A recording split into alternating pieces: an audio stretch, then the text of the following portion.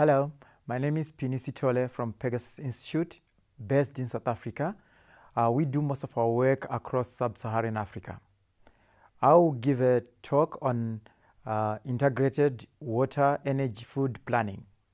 My talk will be based primarily on the Nexus planning, which is commonly known as the WEF, water, energy, and food. The increasing popularity of WEF, or the water, energy, food nexus, is out of a realization that the siloed or compartmentalized kind of programming and planning does not work anymore. What is required is integrated planning. Increasing competition over land and water threatens the sustainable development in general, hence the need for integrated planning. Climate change impacts, increasing temperature, rainfall variability are putting a lot of pressure on livelihoods amongst our people. The question to ask is, why the Nexus planning? The Nexus planning is important given that at national level, most interventions have been compartmentalized or have been sectoral without any integration. At regional level, there have been a few successes in terms of integration of the WEF, the water, energy, and food nexus. However, those successes don't seem enough and more needs to be done. Going down to sub-national level, most interventions have been done at project level. It is important to note that ignoring interlinkages between these sectors will mean that wins in one sector might be at the expense of another sector or other sectors. In the absence of interlinkages between sectors, there will be no clear assessment of trade-offs.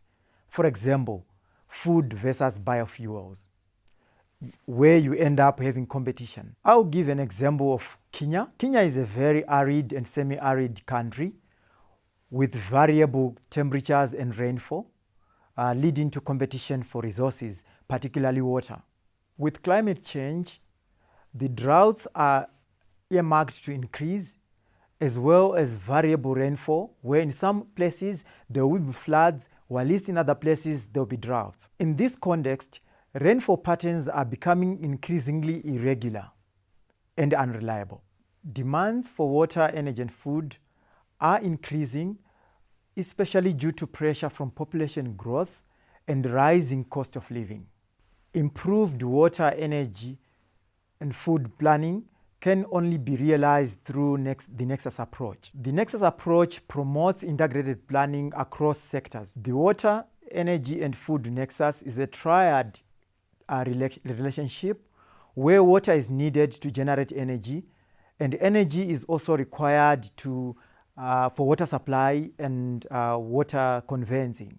In the same breath, water is also required for food production, whereas it is also a conveyancer of food through virtual water. The last strand of the triad relationship in the water, energy, and food triangle is the energy aspect, where energy is required to produce food.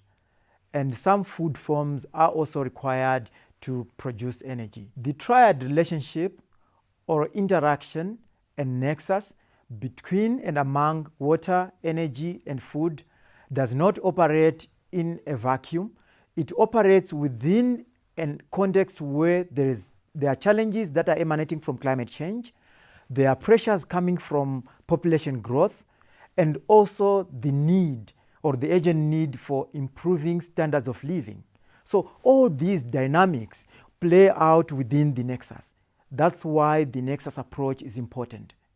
There is a broad agreement and consensus on the need for the nexus approach. However, what form the nexus approach will take or should take, there is less understanding or less common kind of line or consensus in that regard. To this end, the nexus approach is not a be-all and save-all kind of solution. In some instances, it might only be useful in terms of creating the necessary trade-offs rather than creating win-win solutions.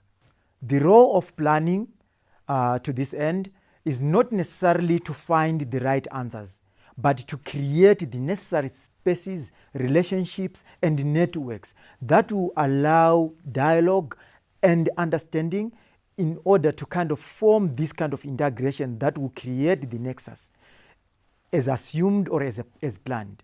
It is important that the trade-offs, externalities, and impacts are understood when we talk about the nexus approach or when we append the nexus approach. Those factors, 3 factors, are important.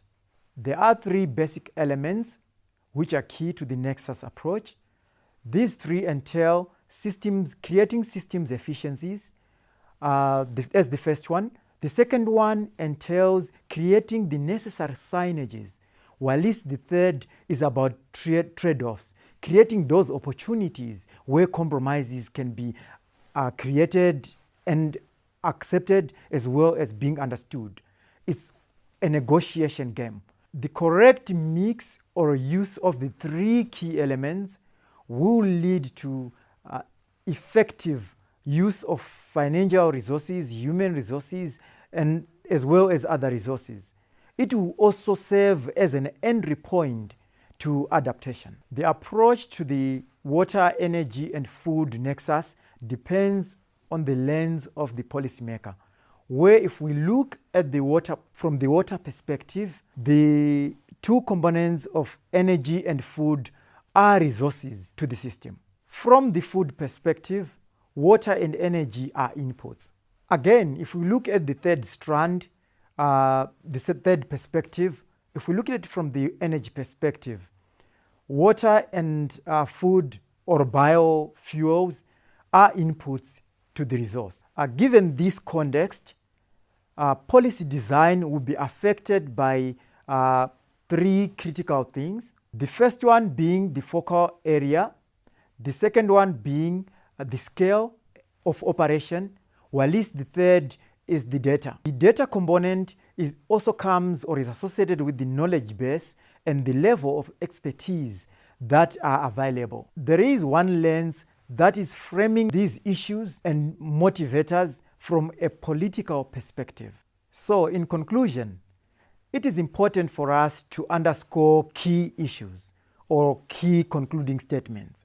The first one being the importance of integration within the water, energy, food planning nexus so that we do away with the sectoral or compartmentalized planning going forward. The second important point to make in conclusion is that the nexus approach is not only about creating win-win situations, but it's also about creating spaces for trade-offs and negotiation. Creating the necessary signages and system efficiencies will make the nexus approach a better kind of system going forward in terms of integrating the different sectors. This is so important given the pressures that come from population growth, improving standards of living, and climate change. So this is the broader context within which the water, energy, and food nexus operate. Thank you.